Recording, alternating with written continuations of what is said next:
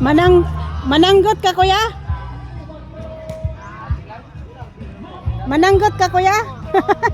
Tingnan niyo guys oh. Nanggot si kuya.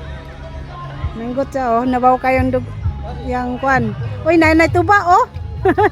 Nay tuba. Sagaran na rin ang kwan, kanan ko. Nanggot na siya guys oh. Yan. Ang baba ng niyog na to guys. Ayan, may tuba na oh.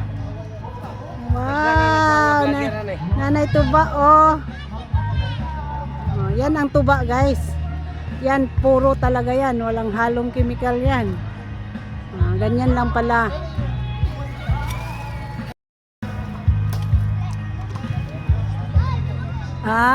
Ako na rode gamay nga ibalik na po taod. Oh, kuana ni siya. Unsa man nabuntag uto hapon? Buntag hapon ra ni. Nya di pala kuwaon ng tuba. Unyang buntag. Kuan po kuan ni magsugod mga alas 2 kadlawon.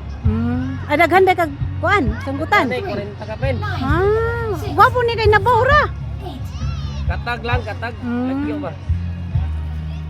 Sa isang adlaw pila pud ka galon imong makuha ang tuba? Maabot po dog kuan. Upat ka container. Daghan.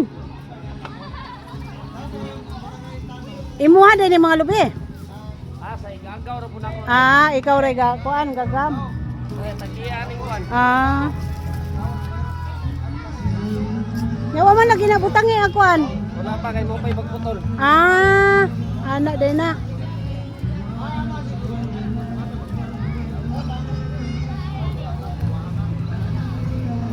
Nabaw kayo.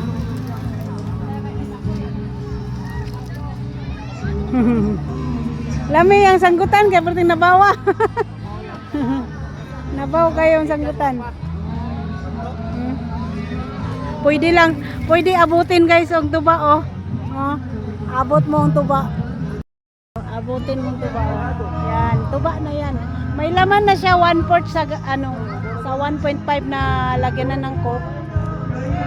May 1/4 siya. Bukas daw yan. Bali bukas daw ito kukunin ng umaga. Maka-4 na container siya sa araw-araw guys, pero marami to siya. Lang taglayo lang yung puno ng niyog.